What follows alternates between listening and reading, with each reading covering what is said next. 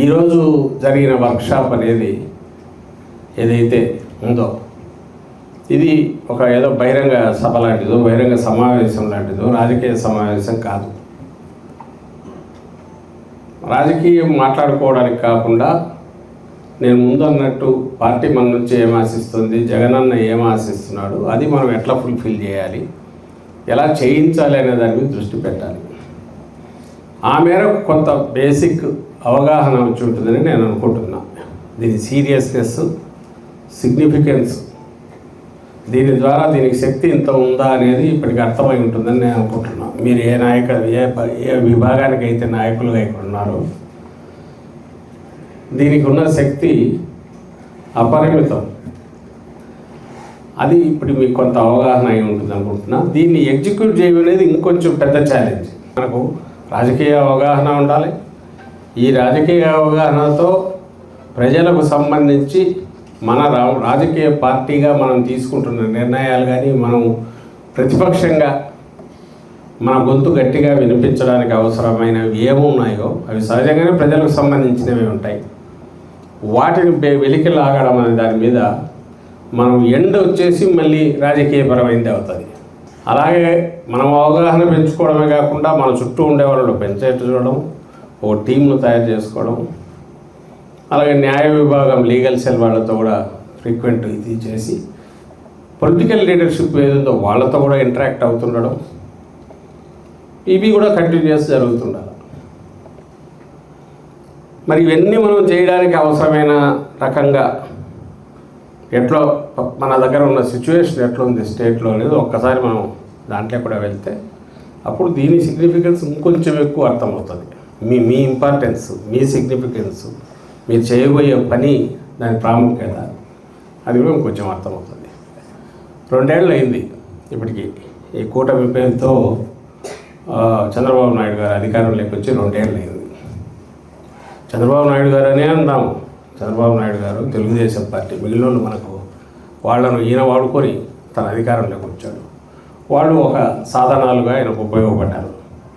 ఎవరి ఇష్టాయిష్టాలకు తగినట్టు మొత్తం పోతుంది అంటే చంద్రబాబు నాయుడు గారు ఆయన కొడుకు ఇష్టాయిష్టాలకు తగినట్టే పోతుంది. కాబట్టి అది వాళ్ళ ప్రభుత్వం, చంద్రబాబు నాయుడు ప్రభుత్వం, టీడీపీ ప్రభుత్వం.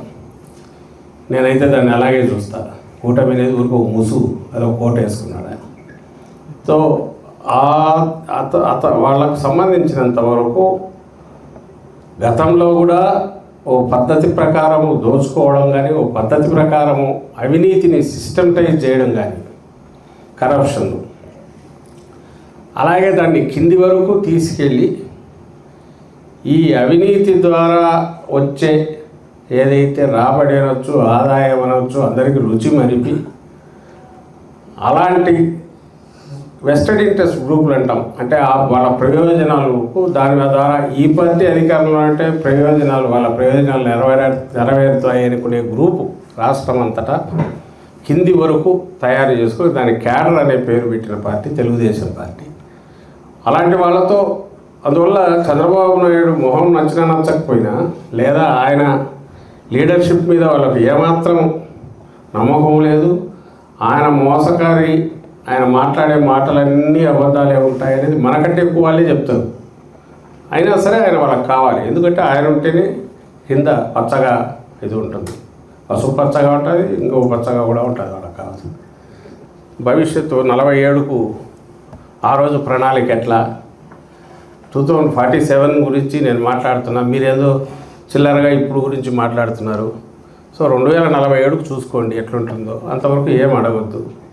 అంతవరకు ఏది చేసినా ఓ స్వర్గం క్రియేట్ చేయడానికి నేను చేస్తున్నా అనేది తన అందరికీ చెప్తున్నాడు. మనం అందరం వినాలా, విని నమ్మాలా. నమ్మకపోతే వాడు దేశద్రోహి ఏదైనా కావచ్చు, విధ్వంసకారుడు పెట్టి ముద్ర వేయడం. ఇది ఇప్పుడు ఆయన నడుపుతున్నది. ఇది చేస్తూ ఈ పక్క నుంచి అసలు సమస్యలు కానీ సమస్యల కింద తనే క్రియేట్ చేస్తాడు.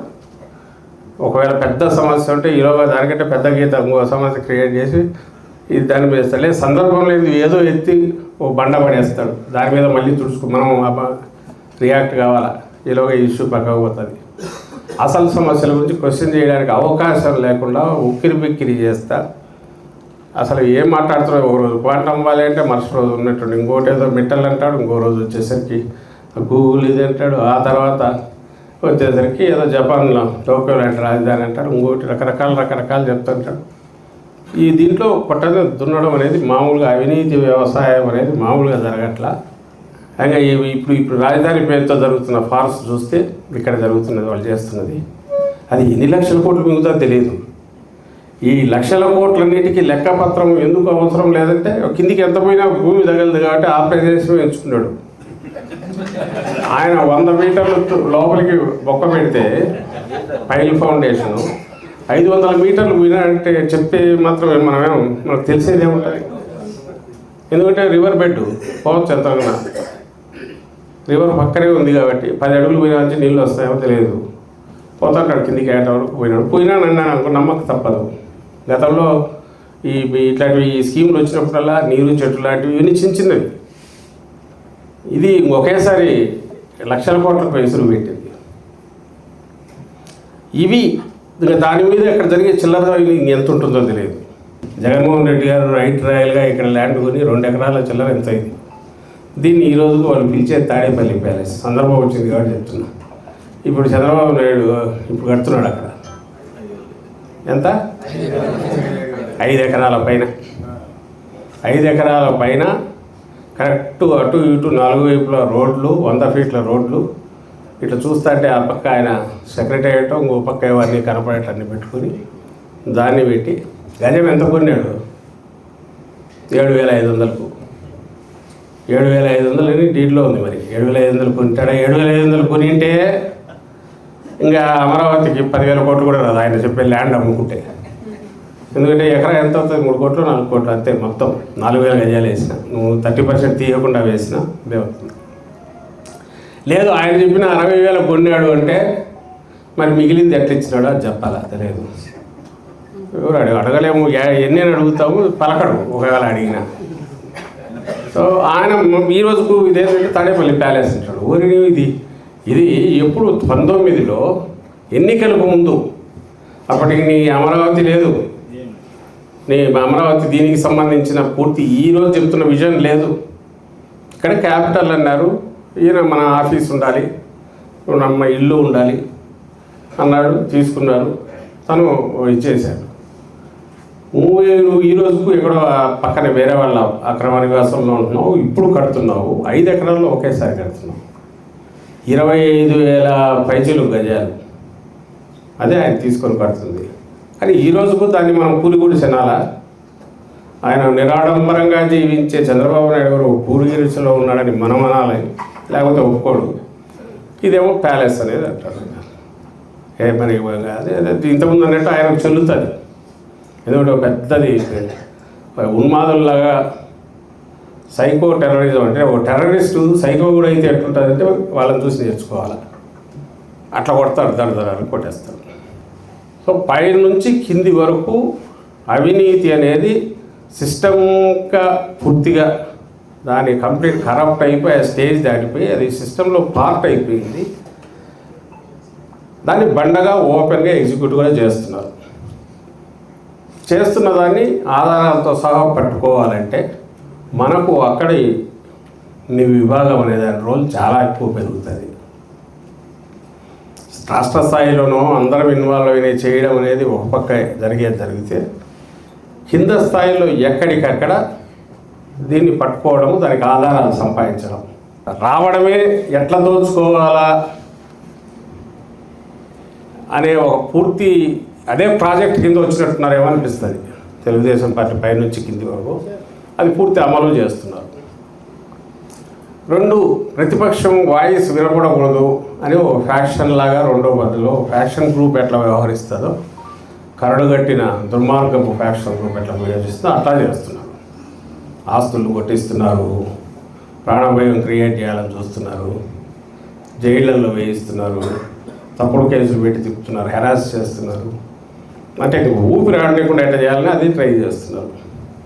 అయితే అదృష్టవశాత్తు ఇంత దెబ్బ తగిలినా బహుశా ఏ పార్టీకి అంత ఎత్తుకుపోయి దెబ్బ అందరికీ తగులుతుంట, కానీ అంత ఎత్తుకుపోయి అంత చేసి 5 ఏళ్లలో ఒక 15 ఏళ్ళ మంచి చేసి ఇంత ఇది రావడం అనేది అన్ని శక్తులు వాళ్ళు ఏకమై చేసిన దానివల్ల ఇంకా ఏ రీజన్సో మనం ఏదైతే మనం దాని జోలికి పోవట్లేదు. మన పార్టీకి సంబంధించి కింది వరకు ఏమాత్రం ఇది లేకుండా మరింత కసితో ఈరోజు నాయకులు కార్యకర్తలు ఉండడం అనేది మన అదృష్టం. జగన్మోహన్ రెడ్డి గారు చేస్తున్న అదృష్టం, మన పార్టీ అదృష్టం. బహుశా అది నాయకుడికి కార్యకర్తల వరకు కింది వరకు ఉన్న ఆ గట్టి బంధం వల్ల కావచ్చు అనుకుంటా. అంతా ఒక కుటుంబంలాగా ఫీల్ అవుతున్న దీనివల్ల కావచ్చు అనుకుంటా.